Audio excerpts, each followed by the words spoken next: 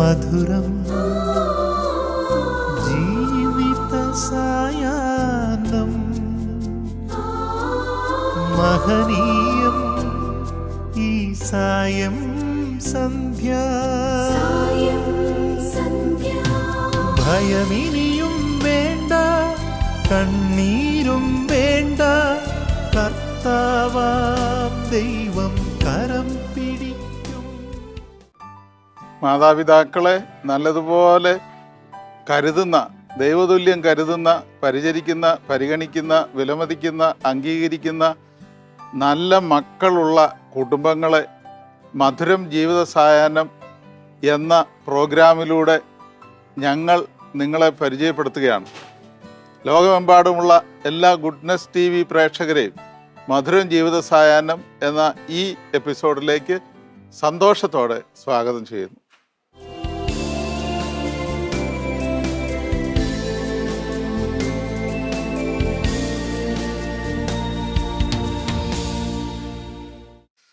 പ്രിയമുള്ളവരെ, ലോകം മുഴുവനും അറിയപ്പെടുന്ന, പ്രത്യേകിച്ച് കേരള സമൂഹം അറിയുന്ന ഒരു വലിയ വ്യക്തിത്വമാണ് ശ്രീ AK പുതുശ്ശേരി.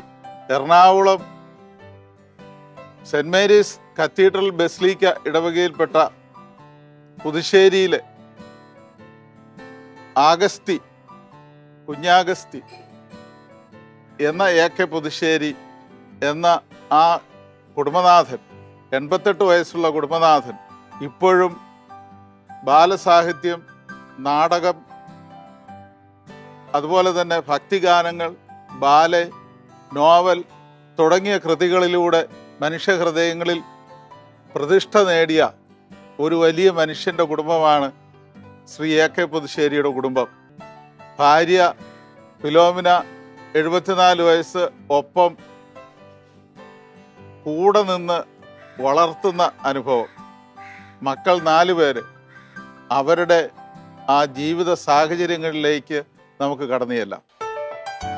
AK പുതുശ്ശേരി എന്ന ആഗസ്തി കുഞ്ഞഗസ്തിയുടെ ഭവനം സാംസ്കാരിക കേരളത്തിനും ക്രൈസ്തവ സമൂഹത്തിനും ഏറെ കടപ്പാടുള്ള ഇടം.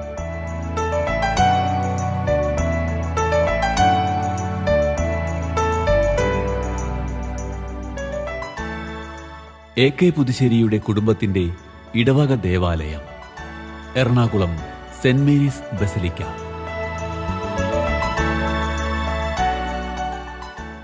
ഇപ്പോൾ ഇദ്ദേഹം ഉൽപ്പത്തി പുസ്തകത്തിലെ പൂർവ്വ യൗസേപ്പിന്റെ ജീവിതത്തെ ആധാരമാക്കിയുള്ള തന്റെ 92ാമത്തെ കൃതിയുടെ രചനയിലാണ്. ഒട്ടനവധി ക്രിസ്തീയ ഗാനങ്ങളും ചലച്ചിത്ര കഥകളും നാടകങ്ങളും സാഹിത്യകൃതികളും AK പുതുശ്ശേരി രചിച്ചത് ഇവിടെ ഇരുന്നാണ്. പ്രിയമുള്ളവരെ, നമുക്ക് ഇന്ന് വളരെ വിശിഷ്ടമായ 2 വ്യക്തികൾ നമ്മുടെ മധ്യത്തിലുണ്ട്. AK പുതുശ്ശേരി എന്ന തൂലികാനാമത്തിൽ അറിയപ്പെടുന്ന വലിയ ഒരു സാഹിത്യകാരൻ, ബാലസാഹിത്യകാരൻ, നാടകകൃത്ത്, ഗാനരചയിതാവ്, ഇങ്ങനെ വിവിധ മേഖലകളിൽ വ്യക്തിമുദ്ര പതിച്ച് ഒരു വ്യക്തിത്വമാണ് നമ്മുടെ മുമ്പിലായിരിക്കുന്നത്. അഗസ്റ്റിൻ കുഞ്ഞാഗസ്തി എന്ന AK പുതുശ്ശേരി. അദ്ദേഹത്തോടൊപ്പം അദ്ദേഹത്തിൻ്റെ സഹധർമ്മിണി ഫിലോമിന. ഇവര് വിവാഹിതരായിട്ട് 56 വർഷം പൂർത്തിയായി. ഇവരുടെ ജീവിതത്തിലേക്ക് നമുക്കൊന്ന് കടന്നു ചെല്ലാം. അപ്പോൾ നാളിതുവരെയുള്ള നിങ്ങളുടെ ജീവിതത്തിൽ ഇപ്പം 56 വർഷമായല്ലോ നിങ്ങൾ ഒരുമിച്ചായിരിക്കുന്നു. ഈ സാഹിത്യ രചന ആരംഭിച്ചിട്ട് എത്ര നാളായിട്ടുണ്ട്? അത് കല്യാണത്തിന് മുമ്പേ തന്നെ ഉണ്ട്. കല്യാണത്തിന് മുമ്പ് തന്നെയുണ്ട്. കല്യാണം കഴിക്കുമ്പോൾ എനിക്ക് 6 പുസ്തകങ്ങളുണ്ടായിരുന്നു. 6 പുസ്തകങ്ങൾ? അതെ. ഇപ്പൊ 90 പുസ്തകങ്ങളായപ്പോ 84 പുസ്തകത്തിന്റെയും കാരണക്കാരി ഇവരാണ്. ആണോ? അത് ഏതൊരു പുരുഷന്റെ ജീവിതത്തിന്റെ വിജയത്തിന്റെ പിന്നിൽ ഒരു സ്ത്രീ ഉണ്ടെന്ന് പറയുന്നത് ശരിയാണ്? അത് ശരിയാണ്. അത് ശരിയാണെന്ന് പറഞ്ഞാൽ എൻ്റെ അനുഭവത്തിൽ അത് ശരി തന്നെയാണ്. കാരണം ഞാൻ രാവിലെ ഇറങ്ങി ജോലിക്ക് പോയതിന് ശേഷം രാത്രി കയറി വരും. ഇയാളാണ് കുട്ടികളെയൊക്കെ സ്കൂളിൽ കൊണ്ടുപോക്കിയതും സ്കൂളിൽ നിന്ന് കോളേജിൽ കൊണ്ടുപോയതും എല്ലാം ഇയാളായിരുന്നു. ജോലി എന്ന് ഒരു ദിവസം പോലും ലീവ് എടുക്കാതെ 62 വർഷം അവിടെ ജോലിയെടുത്ത ആളാണ്. അത് HR ആയിട്ടാണ് ഞാൻ വർക്ക് ചെയ്തിരുന്നത്. HR എന്ന് പറഞ്ഞാൽ ജോലിക്കാരുടെ കംപ്ലീറ്റ് കാര്യങ്ങൾ അന്വേഷിക്കേണ്ട ഒരു ചുമതലക്കാരൻ തന്നെയായിരുന്നു ഞാൻ. അത് ഞാൻ അതുപോലെ തന്നെ എല്ലാവരോടും സൗഹൃദത്തോടും സ്നേഹത്തോടും ഒരിക്കലും കോപിക്കാതെ ആ ജോലിക്കാരെ കൊണ്ട് നന്നായിട്ട് പണിയെടുപ്പിച്ച് സ്ഥാപനത്തിന് ഒരുപാട് കാശുണ്ടാക്കിപ്പിച്ചു കൊടുത്തു. ഇതിനോടകം സാഹിത്യ രംഗത്ത് സ്വദേശത്തും വിദേശത്തും ഒക്കെ ഏതെല്ലാം മേഖലകളിൽ നമുക്ക് പിന്നെ പ്രസിദ്ധി പേര് വർദ്ധിപ്പിക്കാനിടയായിട്ടുണ്ട്? അത് ബാലയാണ്, പുരാണ ബാലെ. അതായത് അശോകരാജനാൻ, എടപ്പള്ളി അശോകരാജനാൻ പാർട്ടിക്ക് വേണ്ടി ഞാൻ ഉർവിശി എഴുതി. ഉർവിശി അദ്ദേഹം എന്നോട് പറഞ്ഞിട്ട് എഴുതിയതാണ് ഞാൻ. ആ ഉർവിശി ഗൾഫ് നാടുകളിലും അമേരിക്കയിലും ഒക്കെ കളിച്ചു. അപ്പോൾ അത് കളിച്ചതിന് ശേഷം അമേരിക്കയിലുള്ള ആളുകൾ എന്നെ പലരും കത്തെഴുതി ചോദിച്ചു, പുതുശ്ശേരിക്ക് ഈ പണി അറിയാമോ? അത് പുരാണത്തിലെ ബാലയല്ലേ, ഇതൊരു ഭാവനയിലുള്ള കാര്യങ്ങളാണല്ലോ. ഇപ്പം ഞാൻ ജോസഫിൻ്റെ എഴുതുന്നു, അത് ഞാൻ ഭാവനയിൽ വെച്ച് അദ്ദേഹത്തിനൊരു പ്രണയവും അദ്ദേഹത്തിന് കളിയും ഒക്കെ ഞാൻ ചെയ്യുന്നുണ്ട്. അപ്പോൾ ഇതൊക്കെ ചോദിച്ചാൽ ബൈബിളിലില്ലല്ലോ എന്ന് പറഞ്ഞാൽ വിഷമിച്ചു പോകും. പക്ഷേ ഈ നോവൽ തീരണ്ടേ. ഏറ്റവും കൂടുതൽ എഴുതിയത് നോവലാണോ അതല്ലെങ്കിൽ നാടകങ്ങളാണോ? അല്ല, നോവൽ തന്നെയാണ്. ബൈബിൾ നാടകമാണ് ഞാൻ ഏറ്റവും കൂടുതൽ 22 ബൈബിൾ നാടകം. കത്തോലിക്കരുടെ ഇടയിൽ ഇതിന് വേണ്ടത്ര AK പുതുശ്ശേരിക്ക് സാറിന് വേണ്ടത്ര ഒരു അംഗീകാരവും പ്രോത്സാഹനവും കിട്ടിയിട്ടുണ്ടോ? ഞാൻ ആദ്യം എഴുതി തുടങ്ങിയത് ചെറുപുഷ്പത്തിലാണ്. ചെറുപുഷ്പം കഴിഞ്ഞിട്ട് ഞാൻ കുടുംബദീപത്തിൽ എഴുതി. അവിടെ നിന്നാണ് പുത്തമ്മാനായ അച്ഛൻ സത്യദീപത്തിൽ എഴുതാൻ എന്നെ വിളിച്ചുകൊണ്ട് വരുന്നത്. അങ്ങനെ സത്യദീപത്തിലെ റോയ്ബാൻ, അത് ഞാൻ അദ്ദേഹത്തോട് പറഞ്ഞു, ആഴ്ചയിലേ ഞാൻ എഴുതി തരുള്ളൂ, അല്ലാതെ എനിക്ക് നിരന്തരമായിട്ട് ഇരുന്ന് നോവൽ എഴുതാൻ പറ്റില്ല എന്ന് പറഞ്ഞു. അത് ചെറുപുഷ്പത്തിലും അങ്ങനെ തന്നെയായിരുന്നു, ഈ പിന്നെ കുടുംബദൈവത്തിലും അങ്ങനെ തന്നെയായിരുന്നു നോവൽ എഴുതിക്കുന്നത്. കുടുംബദൈവത്തിൽ കുനിയന്തോർത്ത് അച്ഛൻ ഒരുപാട് എന്നെ സഹായിച്ചിട്ടുണ്ട്. ഈ സഭയുടെ തലത്തിൽ നിന്നോ അല്ലെങ്കിൽ സംസ്ഥാന തലത്തിൽ നിന്നോ ഏതെങ്കിലും പുരസ്കാരങ്ങളോ അവാർഡുകളോ അങ്ങനെ ഏതെങ്കിലും കിട്ടിയിട്ടുണ്ടോ ഏതിനെങ്കിലും? ഞാൻ സഭയ്ക്ക് ചെയ്ത ഏറ്റവും വലിയ കാര്യം എന്നൊക്കെ പറഞ്ഞ് എനിക്കൊരു അവാർഡ് തന്നു. അത് ആലഞ്ചേരി പിതാവാണ് തന്നത്. അപ്പോൾ ആലഞ്ചേരി പിതാവും എഴുന്നേത്രത്ത് പിതാവും ഒക്കെ ഉണ്ടായിരുന്നു അതിൽ. അപ്പോൾ അതാണ് ചെയ്തത്. പക്ഷേ അല്ലാതെ സർക്കാരിൻ്റെ എന്ന് പറഞ്ഞാൽ ഗുരുപൂജ അവാർഡ് കിട്ടിയിട്ടുണ്ട്. പിന്നെ സെൻട്രൽ ഗവൺമെൻറ്, കേന്ദ്ര ഗവൺമെൻറ് എനിക്ക് ഫെല്ലോഷിപ്പ് തന്നിട്ടുണ്ട്. അത് ബൈബിളിലെ ദുരന്ത കഥകൾ എഴുതുന്ന ഒരാളെന്ന നിലയ്ക്കാണ് എനിക്ക് ഫെലോഷിപ്പ് തന്നത്. അവിടെ ബൈബിൾ എന്ന് പറഞ്ഞാൽ തൊട്ടു നോക്കാത്ത ഒരു കാലഘട്ടമായിരുന്നു. അപ്പോൾ ഞാൻ ഇങ്ങനെ എൻ്റെ പേര് അവർ സജസ്റ്റ് ചെയ്തപ്പോൾ എന്നോട് പറഞ്ഞു, എന്താണ് നിങ്ങളുടെ സബ്ജക്റ്റ് എന്ന് ചോദിച്ചു. അപ്പോൾ ഞാൻ ബൈബിളിലെ ദുരന്ത കഥകൾ എന്ന് പറഞ്ഞാൽ അബ്രഹാത്തിൻ്റെ ആദ്യത്തെ കഥ വായിച്ചു കൊടുത്തു. അപ്പോൾ അവർക്ക് ആ വായിച്ച മിനിസ്ട്രിക്ക് അത് ഇഷ്ടപ്പെട്ട് അവരെന്നോട് പറഞ്ഞ് കണ്ടിന്യൂ ചെയ്ത് എഴുതണം. അങ്ങനെ കുരിശുമരണം വരെ ഞാൻ എഴുതി. ഈ ദുരന്ത കഥകൾ മാത്രം, ജോബും സോബിയാസും എല്ലാവരും അതിനകത്ത് വന്നിട്ടുണ്ടായിരുന്നു. അപ്പം ഞാൻ മാസ്റ്ററോട് ചോദിച്ചു, ഏറ്റവും ആദ്യം കിട്ടിയ അവാർഡ് ഏതാണ്? എനിക്ക് ഏറ്റവും ആദ്യം കിട്ടിയ അവാർഡ് എൻ്റെ ഭാര്യ തന്നെയാണെന്ന് പറഞ്ഞു. ഈ ഭാര്യ സിനിമയിലും സീരിയലുകളിലും ഒക്കെ അഭിനയിച്ച് ഒപ്പം നിൽക്കുന്ന ഒരാളാണ്. അപ്പോൾ ഈ കാര്യത്തെക്കുറിച്ച് എന്താണ് പറയാനുള്ളത്? ആദ്യമായിട്ട് സീരിയലിൽ അഭിനയിക്കാനായിട്ട് പോവാൻ എൻ്റെ അനുജനാണ് വന്ന് എന്നോട് ചോദിച്ചു, ഇങ്ങനെ ഇവിടെ ഒരാൾ സീരിയൽ ചെയ്യുന്നുണ്ട്, ഷെഡിത്തിയാർക്ക് അഭിനയിച്ചൂടെ എന്ന് ചോദിച്ചു.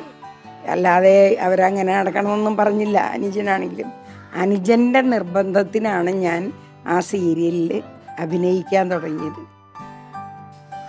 അപ്പോൾ ഈ സിനിമയിൽ അഭിനയിച്ചല്ലോ, ആ സിനിമ അത് രചിച്ചത് AK പുതുശ്ശേരി തന്നെയാണല്ലോ. അതിൻ്റെ ആ സിനിമയുടെ പേര് എന്താണ്? അതിൽ ഏത് റോളായിരുന്നു? കൃഷ്ണപക്ഷക്കിളികൾ എന്നാണ് സിനിമയുടെ പേര്. അത് ഇദ്ദേഹമാണ് അതിൻ്റെ കഥയും തിരക്കഥയും സംഭാഷണവും ചെയ്തത്. അപ്പോൾ എനിക്കൊരു വേഷം നല്ലത് തരണം എന്നവരോട് പറഞ്ഞിട്ടുണ്ടായിരുന്നു. ഏതായാലും ഇപ്പം നിങ്ങൾ രണ്ടുപേരും പിന്നെ ഒരേ മേഖലയിൽ നിൽക്കുന്നതുകൊണ്ട് ഒരേ മനസ്സോടും ഒരേ യോജിപ്പോടും കൂടി നിങ്ങൾ ഒരുമിച്ച് നീങ്ങുന്നു എന്നുള്ളത് വളരെ സന്തോഷമുള്ളൊരു കാര്യമാണ്. അതിൻ്റെ ഒരു നന്മ നിങ്ങൾക്ക് ഇല്ലേ? ഉണ്ട്, ധാരാളം ഉണ്ട്. ഞങ്ങളുടെ മക്കൾക്കും ഉണ്ട്. നല്ല മക്കളാ 4. ഇപ്പൊ പൊതുവെ വീടുകളിൽ പൊതുവെ കാണുന്ന ഒരു കാര്യം, പ്രായമായി കഴിയുമ്പോൾ മാതാപിതാക്കൾ ഒറ്റപ്പെട്ടു പോകുന്നു, അവഗണിക്കപ്പെടുന്നു, ഒരു ഭാരമായിട്ടൊക്കെ തോന്നുന്ന അനുഭവമുണ്ട്.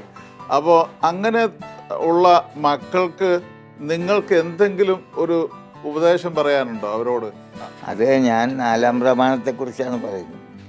4-ാം പ്രമാണം ശരിക്കും മനസ്സിലാക്കിയാൽ ഒരു മകനും അപ്പനും അമ്മയും തള്ളിപ്പറയുകയില്ല. കാരണം ഭൂമിയിൽ ആയുസ് തീരുന്നവരെ ജീവിക്കാൻ നീ മാതാപിതാക്കളെ ബഹുമാനിക്കുക എന്നാണ് പറഞ്ഞിരിക്കുന്നത്. അതൊരു അവാർഡാണ്. 4-ാം പ്രമാണം ഒരു അവാർഡായിട്ടാണ് മറ്റുള്ളവർക്ക് കൊടുത്തിരിക്കുന്നത്. ഇതിനെ അവർ പരിശ്രമിച്ചാലേ അവാർഡ് കിട്ടുള്ളൂ. ഇപ്പം ഞാനൊരു കവിത എഴുതുന്നു, അല്ല കഥ എഴുതുന്നു, എനിക്ക് അവാർഡ് കിട്ടണമെങ്കിൽ ഞാൻ പരിശ്രമിക്കണ്ടേ? ഞാൻ നല്ല കവിതയൊക്കെ എഴുതിയാലേ എനിക്ക് പറ്റുള്ളൂ. അതുപോലെ 4-ാം പ്രമാണം ശരിക്കും പാലിച്ചാൽ ഒരു മനുഷ്യനും തിരിച്ചു പോകാൻ ഒക്കില്ല. എല്ലാവരെയും കാണുകയും ഒക്കെ ചെയ്യും. പിന്നെ ഞങ്ങൾക്കൊരു കാര്യം പറയാനുള്ളത്, ഞാൻ ഈ 56 വർഷമായിട്ട് ഇയാളെ എടിയെന്ന് വിളിച്ചിട്ടില്ല. ഇതൊരു വലിയ സംഭവമാണ്.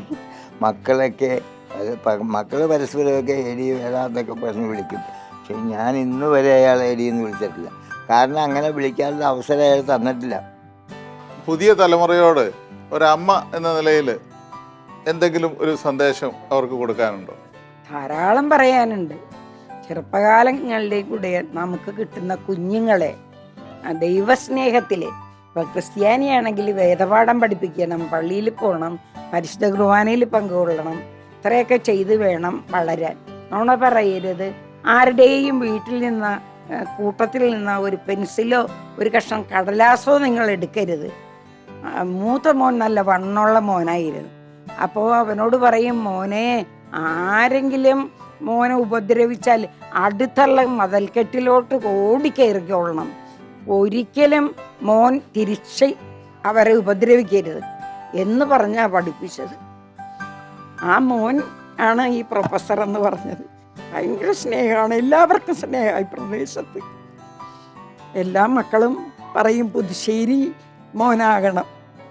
ഈ സ്കൂളിൽ പഠിച്ചിരുന്നപ്പോഴേ നീ ആരാകണമെന്ന് ചോദിച്ചാൽ പുതുശ്ശേരി മോനാകണമെന്ന് പറയും. അത്രയും നല്ല മക്കളാണ്. മധുരം. അതെ, പുതുശ്ശേരി മോനാകണം എന്ന് ഇന്നാട്ടിലെ കുട്ടികൾ പറയാറുണ്ട്. ഈ മക്കളെ കണ്ടാണ് അവർ അങ്ങനെ പറഞ്ഞിട്ടുള്ളത്. സന്ധ്യ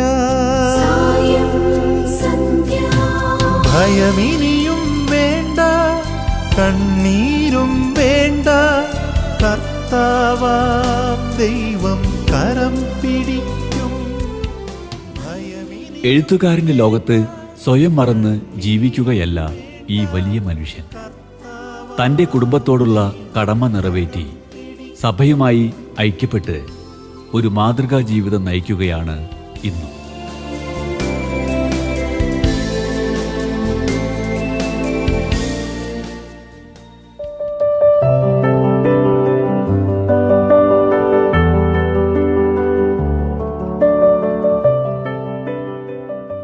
പ്രിയ സഹോദരങ്ങളെ, ഇവിടുത്തെ മാതാപിതാക്കളുടെ ആദ്യത്തെ മൂത്ത മകൻ ജോളി, അവരുടെ കുടുംബവും ഹൈദരാബാദിലാണ്.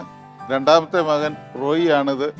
റോയിയുടെ ഭാര്യ മരിച്ചുപോയി. ഇവർക്ക് 2 ആൺമക്കളാണ്. ഒരാളിപ്പോൾ സ്ഥലത്തില്ല, ജോലി സംബന്ധമായിട്ട് വെളിയിലാണ്. പിന്നെയുള്ളത് അൻറ്റോൺ. ഇവർക്ക് ഈ മാതാപിതാക്കളെ കുറിച്ച് പറയാനുള്ളത് നമുക്കിപ്പോൾ കേൾക്കാം. അപ്പനെ പറ്റി പറയുകയാണെങ്കിൽ, അപ്പൻ്റെ നല്ല ഓർമ്മയുള്ളൊരു വ്യക്തിയാണ് അപ്പൻ. അപ്പൻ്റെ 3 വയസ്സ് മുതലുള്ള കാര്യങ്ങൾ പുള്ളിക്കാരൻ ഇപ്പോഴും ഷെയർ ചെയ്യാറുണ്ട്. അതിൻ്റെ ഒരു ഗുണമെന്ന പോലെ എനിക്കും നല്ല ഓർമ്മ കിട്ടിയിട്ടുണ്ട് ദൈവാനുഗ്രഹത്താൽ. അതുകൊണ്ട് ചെറുപ്പം മുതലേയുള്ള അപ്പനുമായിട്ടുള്ള അപ്പനോട് കൂടിയുള്ള ഓർമ്മകൾ എനിക്ക് ഒത്തിരി ഉണ്ട്. അപ്പം അപ്പനെ ഒരു കലാകാരൻ, ഒരു നാടകക്കാരൻ, ഒരു ഗാനരചയിതാവ്, അതിലുപരി നല്ലൊരു സാമൂഹ്യ പ്രവർത്തകൻ, നല്ലൊരു മനുഷ്യസ്നേഹി, ഈ രീതിയിലെല്ലാം വളരെയധികം തൊട്ടറിഞ്ഞ ഒരു മകനാണ് ഞാൻ. ചെറുപ്പം മുതലേ ഒത്തിരി നല്ല അനുഭവങ്ങളുണ്ട്. പിന്നെ അപ്പൻ ഒത്തിരി കഷ്ടപ്പെട്ട് വന്ന ആളാണ്. വളരെ സ്ട്രഗിൾ ചെയ്ത് ജീവിതത്തിൽ ഒത്തിരി കഷ്ടപ്പാടുകൾ സഹിച്ച് വളർന്ന ഒരു വ്യക്തിയാണ് എൻ്റെ അപ്പൻ. അപ്പൻ്റെ ഏറ്റവും വലിയ ഒരു പ്ലസ് ഞാൻ കണ്ടേക്കുന്നത് അപ്പന് ഒത്തിരി കമ്മിറ്റ്മെൻറ്റും ഒത്തിരി ഡിവോഷനും ചെയ്യുന്ന കാര്യങ്ങളിൽ ഉള്ള ഒരു വ്യക്തിയാണ്. അതിപ്പോൾ ഒരു പുള്ളിയുടെ ഏതെങ്കിലും കലാസൃഷ്ടി എടുത്ത് നോക്കിയാലും ആ ഒരു കമ്മിറ്റ്മെൻറ്റ്, ഒരു അർപ്പണം, ഒരു ഡിവോഷൻ അതെല്ലാം കാണാൻ സാധിക്കും. പിന്നെ പുള്ളി ചെയ്യുന്ന കാര്യങ്ങൾ ഇപ്പോൾ സാമൂഹികമായ ഇടപെടലുകളിലാണെങ്കിലും ഈ ഗുണങ്ങളെല്ലാം എടുത്ത് കാണുവാനായിട്ട് സാധിക്കും. അതുമാത്രമല്ല, പുള്ളി 60 കൊല്ലം, ഒരു 60-ലധികം, 62 63 കൊല്ലം ഒരു സ്വകാര്യ സ്ഥാപനത്തിൽ ജോലി ചെയ്തു എന്ന് പറയുമ്പോൾ തന്നെ അദ്ദേഹത്തിൻ്റെ ആ അർപ്പണ മനോഭാവം, ജോലിയോടുള്ള ആ കമ്മിറ്റ്മെൻറ്റ് അതെല്ലാം മനസ്സിലാക്കാവുന്നതാണ്. അതുകൊണ്ട് ഞാനും അതേപോലെ ഒത്തിരി കമ്മിറ്റ്മെൻറ്റും ഡിവോഷനൊക്കെ ഉള്ള ആളാണ്. ചെയ്യുന്ന കാര്യത്തോട്, ഒരു കാര്യം ചെയ്യുന്നത് പെർഫെക്ഷനായിട്ട് ചെയ്യുക എന്നുള്ള ഒരു ലക്ഷ്യം കിട്ടിയത് തന്നെ അപ്പൻ്റെ നിന്നാണ്.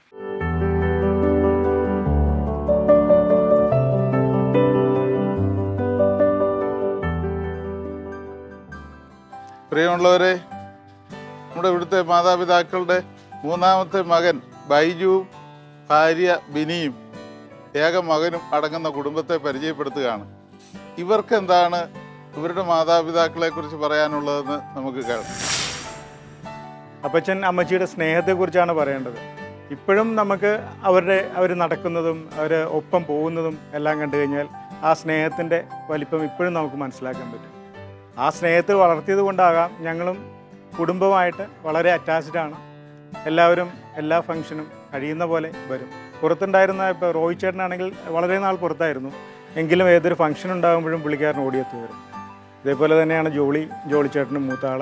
ഇങ്ങനെ ഹൈദരാബാദിലാണ്, എങ്കിലും എന്തെങ്കിലും ഒരു കൂട്ടായിട്ടുള്ള എന്തെങ്കിലും ഒരു പരിപാടി വരുമ്പോൾ ജോളിയും കുടുംബവും, റോയും കുടുംബവും, ഞങ്ങളും, നവീൻ ഇവിടെയാണ് താമസിക്കുന്നത്, എല്ലാവരും കൂടി ഒത്തുചേരാറുണ്ട്. അങ്ങനെ ഒരു കൂട്ടായ്മ വളർത്താനായിട്ട് അപ്പച്ചനും അമ്മച്ചിയും നോക്കി ശ്രദ്ധിച്ചിരുന്നു. വളരെയധികം തിരക്കുണ്ടായിരുന്ന ഒരു മനുഷ്യനാണ്. എല്ലാ കാര്യങ്ങളിലും ഉണ്ടായിരുന്നു. സാംസ്കാരിക കാര്യങ്ങളിലും എല്ലാത്തിലും അപ്പച്ചൻ വളരെയധികം പങ്കുവഹിച്ചിരുന്നു. അതിൻ്റെ ഒപ്പം തന്നെ അമ്മച്ചിയും സപ്പോർട്ട് ചെയ്തിരുന്നു അപ്പച്ചൻ. അതുകൊണ്ടാണല്ലോ എല്ലാം ചെയ്യാൻ പറ്റിയത്. 4 മക്കളുണ്ടായിട്ടും അപ്പച്ചന് ഇങ്ങനെ എല്ലാ കാര്യങ്ങളിലും പോകാനും നോക്കുവാനും എല്ലാം പറ്റിയത് അമ്മച്ചിയുടെ സഹായ സഹകരണങ്ങൾ കൊണ്ട് മാത്രമാണ്.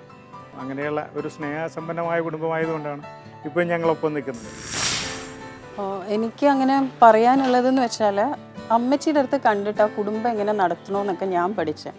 ചെറുപ്പത്തിലെ കല്യാണം കഴിച്ച് പോന്നു. ഞാൻ ബേസിക്കലി തമിഴ്നാട്ടിൽ നിന്നാണ്. ഓൾമോസ്റ്റ് 27 ഇയേഴ്സായി കല്യാണം കഴിഞ്ഞിട്ട്. അപ്പോൾ ഇവിടെ വന്നപ്പോൾ അമ്മച്ചി മക്കളെ വളർത്തിയത്, ആ മക്കളെ വളർത്തുന്ന എത്ര പാടാന്ന് നമുക്കറിയാം. ഒരു മോനെ വളർത്തുമ്പോൾ തന്നെ ഞാൻ പെടുന്നുണ്ട് കഷ്ടപ്പാട്. അമ്മച്ചി 4 ആൺമക്കളെ, അത് കെട്ടിപ്പോന്ന പെണ്ണുങ്ങൾക്കാണല്ലോ ആൺമക്കളുടെ ഗുണങ്ങൾ അറിയുള്ളൂ. അമ്മമാർക്ക് എപ്പോഴും മക്കൾ നല്ലതാണല്ലോ. പക്ഷെ എൻ്റെ സിസ്റ്റേഴ്സ് ആയാലും ആർക്കും ആൺമക്കളെക്കുറിച്ച് ഒരു കുറ്റം പോലും ഇന്ന് വരെ പറയാൻ പറ്റിയിട്ടില്ല. എനിക്കും ഇന്ന് വരെ ഇല്ല. പ്രശ്നങ്ങൾ വീട്ടിലുണ്ടാവും, വഴക്കുണ്ടാവും, എല്ലാം ഉണ്ടാവും. പക്ഷെ മക്കളെ വളർത്തുന്നത് എങ്ങനെയാണ്, സ്നേഹം എന്നുള്ളത് എന്താണെന്നുള്ളത് ഞാൻ അമ്മച്ചിനെ കണ്ടാ പഠിച്ചത്. പിന്നെ സെക്കൻഡ്, അമ്മച്ചിയുടെ കുടുംബം നോക്കുന്ന ഒരു സ്റ്റൈൽ. ബൈചേട്ടൻ പറഞ്ഞ പോലെ അത്യാവശ്യം വരുമ്പോൾ ജോലിക്ക് പോയും അമ്മച്ചി എപ്പോഴും ഞങ്ങൾ മരുമക്കളെ എപ്പോഴും, അമ്മച്ചി ഇന്ന് വരെ മരുമോളെന്നൊന്നും വിളിച്ചിട്ടില്ല, മോളേന്നേ വിളിച്ചിട്ടുള്ളൂ.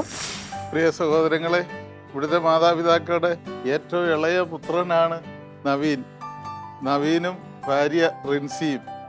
ഇവരോടൊപ്പമാണ് മാതാപിതാക്കൾ താമസിക്കുന്നത്. ഒരു മത അധ്യാപകനായി പോലും അങ്ങനെ നിരന്തരമായ ശുശ്രൂഷ, ദൈവിക ശുശ്രൂഷയിൽ നവീൻ വ്യാപരിക്കുന്നുണ്ട്. ഈ നല്ല കുടുംബത്തിൻ്റെ വിശേഷങ്ങൾ നമുക്ക് ഇവരിൽ നിന്ന് തന്നെ കേൾക്കാം.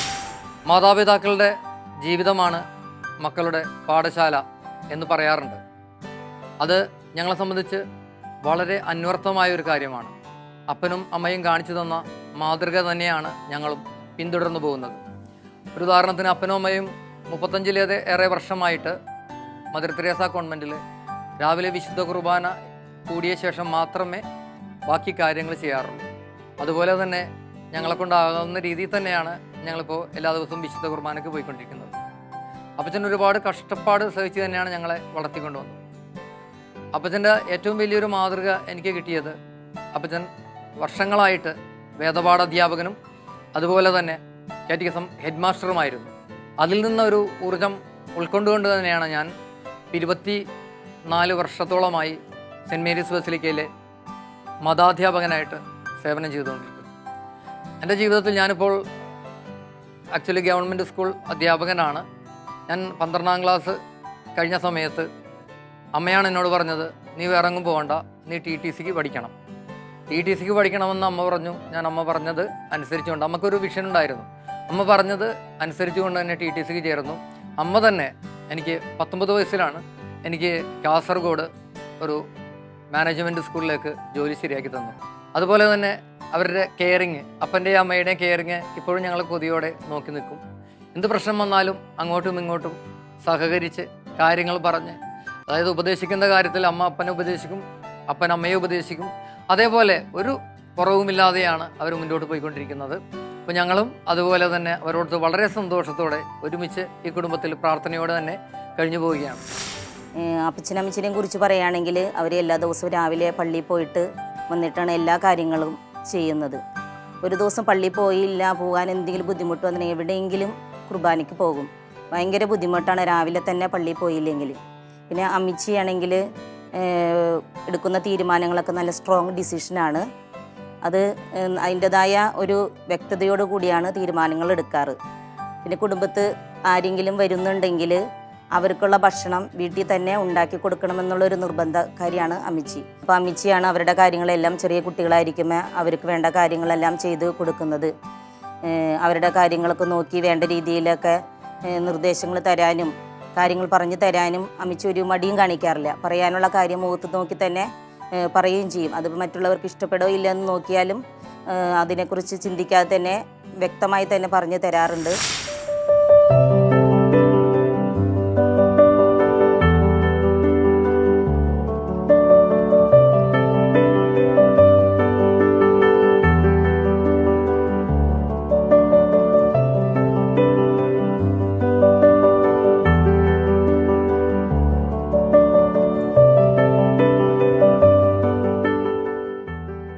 കൊച്ചുമക്കൾക്കും അപ്പാപ്പനെക്കുറിച്ചും അമ്മാമ്മയെക്കുറിച്ചും പറയാനുണ്ട്. അപ്പാപ്പൻ എഴുതിയ പുസ്തകങ്ങളെക്കാൾ അപ്പാപ്പൻ തന്നെയാണ് വലിയ പാഠപുസ്തകമെന്നാണ് ഇവർ പറയുന്നത്. എൻ്റെ പേര് മനോവ. ഞാൻ എൻ്റെ അപ്പാപ്പൻ്റെ 4ാമത്തെ മകൻ്റെ മകനാണ്. ഞാൻ 9ാം ക്ലാസ്സിൽ പഠിക്കുന്നു. അപ്പാപ്പനെ കുറിച്ച് പറയുകയാണെങ്കിൽ ഇവിടെയുള്ള എല്ലാവർക്കും അപ്പാപ്പനെ അറിയാം. നമ്മൾ റോട്ടിൽ ഇറങ്ങിയാൽ പോലും അപ്പാപ്പൻ അമ്മാമ്മയ്ക്ക് സുഖമില്ലേ എന്നാണ് എല്ലാവരും ചോദിക്കുന്നത്. അപ്പാപ്പൻ്റെ 2ാമത്തെ മോനാണ് ഞാൻ. അപ്പാപ്പൻ ഞങ്ങളെ വളരെ അച്ചടക്കത്തോടു കൂടിയാണ് വളർത്തിയിരിക്കുന്നത്. അതോടൊപ്പം തന്നെ കുടുംബത്തിലെ ഐക്യം നന്നായിട്ട് മുന്നോട്ട് കൊണ്ടുപോകുന്ന ഒരു വ്യക്തി കൂടിയാണ് അപ്പാപ്പൻ. According to you guys, Appapan is like a famous novelist. But to me, he's the biggest inspiration because his influence has made me write many things and pursue art. And despite his old age, he still keeps going. So I aspire to make a name for myself like him. അമ്മാമ്മ ഇല്ലെങ്കിൽ അപ്പാപ്പ ഇത്രയും big നെയിമായിട്ട് വരത്തില്ല. Because without her support, he won't have the passion to push further and keep going instead of stopping at some point in life. പിന്നെ അപ്പാപ്പനെ കുറിച്ച് പറയുകയാണെങ്കിൽ ഈ അപ്പാപ്പനെ നല്ല caring ആയിട്ട് തന്നെ ഞങ്ങൾ വളർത്തണം. പിന്നെ അപ്പാപ്പൻ എപ്പോഴും ഈ കവിതയൊക്കെ ചൊല്ലി നടക്കും. പിന്നെ ആരെങ്കിലും കാണുമ്പോൾ സുഖമാണോ എന്നൊക്കെ ചോദിക്കും. പിന്നെ അമ്മാമ്മ എല്ലാ ദിവസവും എന്തെങ്കിലുമൊക്കെ ഉണ്ടാക്കി തരും കഴിക്കാൻ മാത്രമേ. എനിക്ക് കൂടുതലും അപ്പാപ്പ അമ്മാമ്മയെ കുറിച്ച് പറയുമ്പോൾ കൂടുതൽ എനിക്ക് അപ്പാപ്പനായിട്ട് കൂടുതലും കണക്ഷൻ. ചെറുപ്പപ്രായത്തിൽ കൂടുതലും കാർട്ടൂണോട് പിള്ളേർക്ക് ഭയങ്കര ഇഷ്ടമായിരിക്കും. അന്ന് ബാലരമയിലുള്ള ക്യാരക്ടേഴ്സ്, അല്ലെങ്കിൽ ഇപ്പോൾ ടോം ആൻഡ് ജെറിയുടെ ആയാലും CD ഉണ്ട്. അപ്പാപ്പൻ CD വാങ്ങിച്ചു തരും. അപ്പാപ്പൻ ജോലിക്ക് പോകും, തിരിച്ചു വരുമ്പോൾ ഞാൻ ചോദിക്കും അപ്പാപ്പൻ ഇന്ന CD വേണം, പിന്നെ കാർട്ടൂൺ CD വേണം, ടോം ആൻഡ് ജെറിയുടെ ഇങ്ങനെ വേണം. അപ്പോൾ അപ്പാപ്പൻ അടുത്തൊരു CD കടയുണ്ട്. അപ്പാപ്പൻ അവിടെ പോയിട്ട് ഞാൻ പറയുന്നതാണ് അടുത്ത ദിവസം എനിക്ക് കിട്ടും, വാങ്ങിച്ചുകൊണ്ട് വരും. ക്ലാസ് വിട്ട് വീട്ടിൽ ചെല്ലുന്ന സമയത്ത് അമ്മാമ്മ ചോറും മീൻകറി ഉണ്ടാക്കും. അമ്മാമ്മക്കുള്ളും മീൻകറി ഇഷ്ടം. അപ്പോൾ ആ ഒരു സമയം എനിക്കിപ്പോൾ ഓർമ്മയുണ്ട്. ക്ലാസ് കഴിഞ്ഞൊരു 4:30 വിശന്ന് വീട്ടിലെത്തും. അമ്മാമ്മ മീൻകറി ഉണ്ടാക്കി തരും. ചോറും മീൻകറിയും മൂടി വെച്ചിട്ട് അമ്മാമ്മ ചിലപ്പോൾ ഒരു മീറ്റിംഗ് ഉണ്ടാവും, അതിന് പോയിരിക്കും. ചിലപ്പോൾ അമ്മാമ്മ വീട്ടിലുണ്ടാവും, അമ്മാമ്മ വാരിത്തരും. ചെറുപ്പം മുതലേ അമ്മാമ്മ വാരിത്തരുമ്പോൾ ഒരു പ്രത്യേക ടേസ്റ്റാണ്.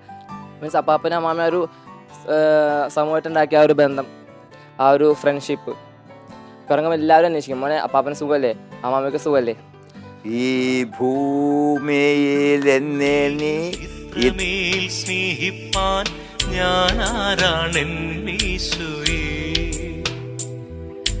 പാപാന്ധകാരം മനസ്സിൽ നിറഞ്ഞൊരു പാപിയാണല്ലോ ഇവൻ.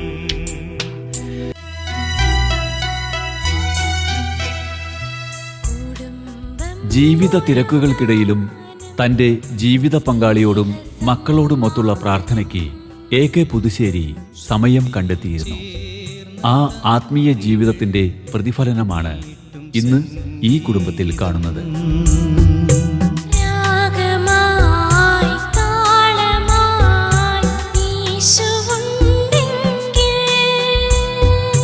കുടുംബം ഒരു മനോഹര ഗാനം.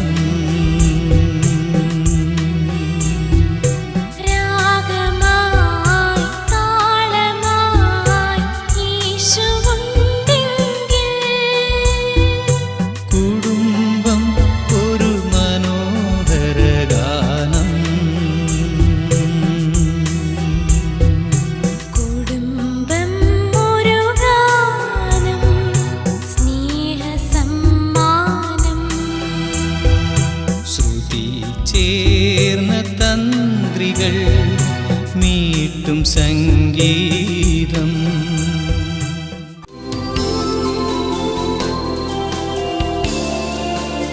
പ്രിയ സഹോദരി സഹോദരന്മാരെ,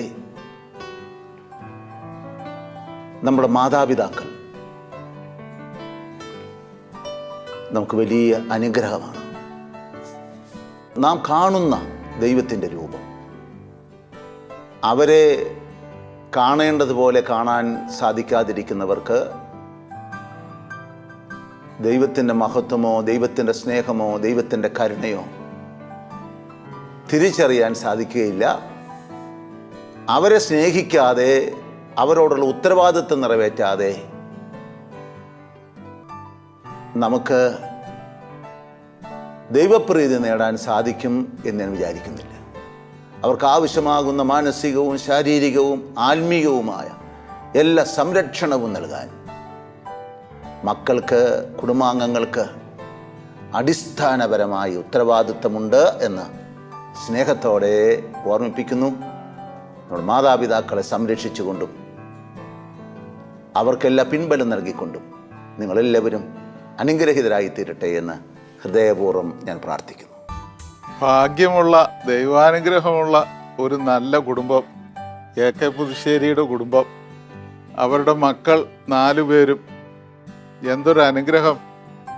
മക്കളൊരു അനുഗ്രഹമായി തീർന്നത് വാസ്തവത്തിൽ മാതാപിതാക്കന്മാരുടെ നന്മയാണ്. മാതാപിതാക്കന്മാർ കൊടുത്തതാണ് മക്കൾക്ക് നന്മയായി രൂപാന്തരപ്പെട്ടത്.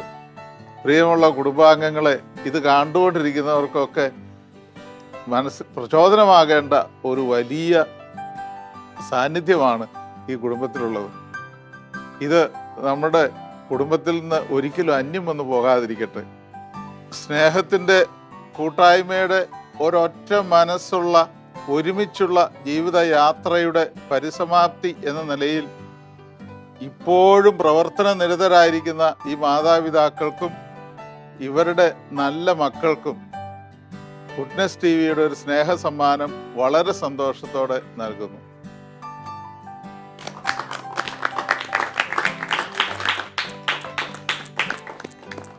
പ്രിയമുള്ളവരെ, ഇതോടുകൂടി മധുരം ജീവിത സായാഹ്നം എന്ന ഈ എപ്പിസോഡ് ഇവിടെ പൂർണ്ണമാവുകയാണ്. അടുത്ത ആഴ്ച മറ്റൊരു നല്ല കുടുംബത്തെ കാണുന്നത് വരെ നന്ദി. മധുരം ജീവിത സായാഹ്നം എന്ന ഈ പ്രോഗ്രാം നിങ്ങൾക്ക് ഇഷ്ടപ്പെട്ടു എന്ന് കരുതുന്നു. ഈ പ്രോഗ്രാമിൽ ഉൾപ്പെടുത്താൻ ഇതുപോലെ മാതാപിതാക്കളെ സംരക്ഷിക്കുന്ന മാതൃകാ കുടുംബങ്ങൾ നിങ്ങളുടെ അറിവിലുണ്ടെങ്കിൽ ഞങ്ങളെ അറിയിക്കുക. Father Sebastian Nediyani VC, phone 9847719190. ഒപ്പം നിങ്ങളുടെ അഭിപ്രായങ്ങളും നിർദ്ദേശങ്ങളും ഞങ്ങളെ അറിയിക്കുക.